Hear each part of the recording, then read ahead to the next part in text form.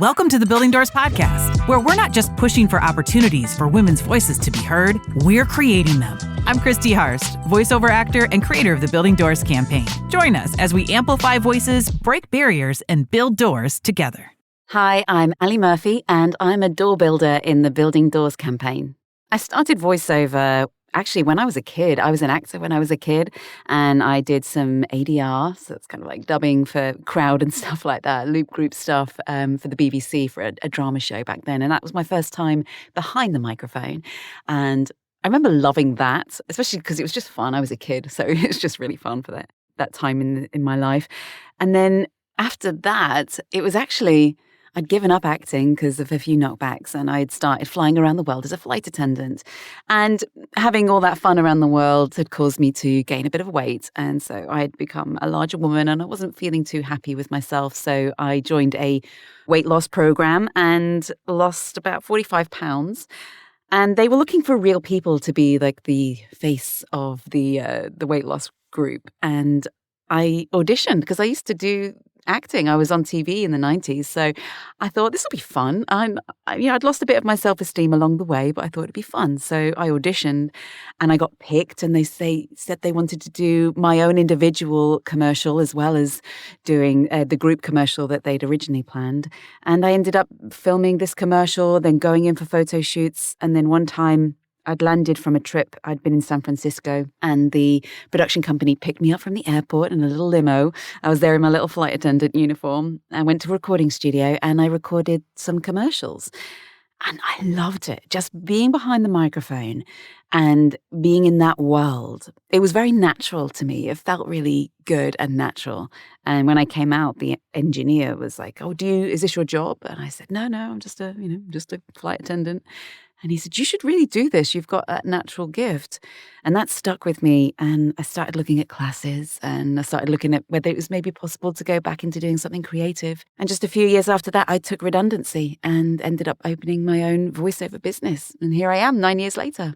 I specialize mainly in travel. I don't know if that's because I traveled for 14 years in my previous job. Maybe it is. I've got all of that voice of experience behind me, but I seem to do a lot of stuff for travel, a lot of luxury brands and things like that.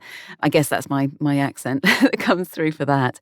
And I do commercials and some brand films and stuff. My voice is definitely changing as I get older, and I'm kind of liking it. I feel like it's got a bit more gravitas, it's got a bit more grit in it, and a bit more experience behind it. So I'm starting to see more auditions and more jobs for things in like the healthcare space. But I particularly love working in the travel genre just because it reminds me of those days. I get to use my imagination and put myself back in the air or on a beautiful beach or on top of a mountain. I love to travel, and I love talking about it now. So I would love to have my dream client in this genre would be like a big hotel brand maybe, or an airline, but do one of those long-term character voices maybe, because I'm an actor as well, and I love doing a character, and I love returning to characters. I just done a video game. I've been doing a video game for about a year, and I love this character. I adore her. She's so funny. The writing is so good, and I get to just be wacky and have fun with this character. And then every so often they come back to me every couple of months with an update or a new extension, and I get to go back into her and I get to know her a bit more, and I love that. So doing a character for a brand would be my absolute dream. Like the gecko, he's British. I also have some hobbies and passions which I'd love to work in. I collect bourbon, which might not be a typical thing for a British lady to do, but that's who I am. I love bourbon. I love going to bars. I live in Washington State now, and we've got quite a few excellent bourbon bars around us. And me and my husband sit at the bar and talk to the barman. Probably really annoying him, to be honest, but we love him going up the ladder and getting us little samples of stuff we've maybe not tried before or old favorites. So I'd love to work in that bourbon sector as well. I think that would be really fun. The thing with me is that I just love life. I'm really aware that we have this really small amount of time on this beautiful planet of ours. And I just want to make the most of it. I love food. I love wine. I love being in a group of people that just inspire you or make you laugh or have ideas that you've not thought of before. I love feeling the wind in my hair. I love listening to birds. I love hiking and just being in places where you think, oh my goodness, this is a gorgeous planet. And just appreciating every little thing that we have. I'm very aware that at some point at the very end of my life, I'm going to look back and remember all those things and, just wish that I could listen to the birds one more time. So I try and appreciate it every moment that I'm alive now. Any job that I do that involves thinking about these amazing things that we have in our lives, that's my dream job, just getting to put across the appreciation that I have for life itself and the wonderful things that we get to enjoy, food, travel, love, all those things. Yeah, I'm up for that. That's my dream job. I think what makes me stand out and my voice is that I'm kind of relatable now. I think, I'm in my early 40s, shall we say, and I am every woman out there. We're of this generation where now women in their early 40s are standing proud. We're owning our space and we're owning the journey that we've been through in life. And I'm really enjoying that. I know that many women my age end up actually now feeling a bit more confident in what we like and what we do. So I bring all of that with it. My experiences in life, my extensive travels, my passions, my hobbies, the fact that I'm a parent, the fact that I have lived in different parts of the world, all of that comes with me and it comes through in my voice. Whether I'm voicing a video game character or something in commercials or corporate film, I use my imagination at all times. So I'm sat in my booth right now, but I can totally put myself back in a space like hiking in the mountains or sitting in a winery or sitting in a dock area, drinking champagne, eating oysters, talking to people that I've never met before. These are all skills from my past that I can bring back into my booth. So I'm genuinely talking to people when I'm using my voice for a campaign. I love working on direct sessions with people because you get that live feedback and you can also really dig into the nitty and gritty of what the client is looking for. The best feedback I can get is when I'm on a session and if it's funny, they laugh. If they laugh, oh my goodness, that makes my day.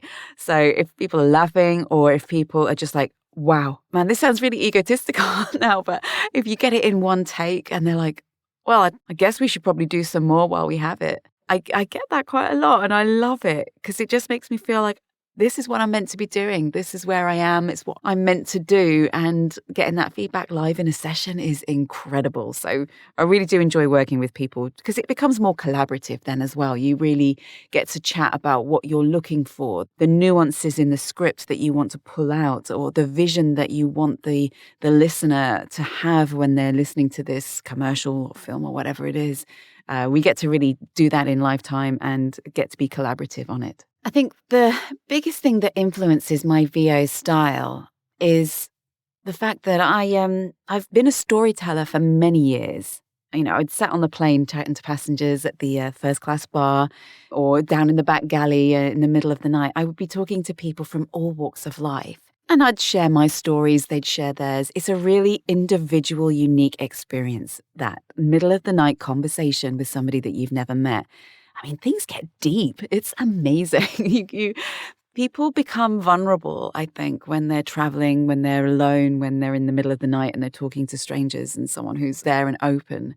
And you share stories, share tales, share experiences. Those times, they're with me, that they're part of my soul now. So when I'm at work and I'm talking about different things, I still have that intense curiosity about other people's lives and other people's stories. And so I bring that out in the scripts. A fun fact about me that people might not expect, that's a tricky one because I'm ridiculously open and a classic oversharer.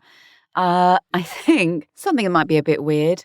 I am terrified of hot air balloons. I went on one for my 30th birthday thinking it would be glorious. I love to fly. I love to travel. I love things like zip lining. I have a real passion for zip lining. Flying through the trees on a wire is just incredible to me. I got in that hot air balloon and feared for my life for the entire time. I hated it. I felt so vulnerable. I'm gripping onto the wicker, thinking this is the only thing stopping me from hitting the ground. What if it falls?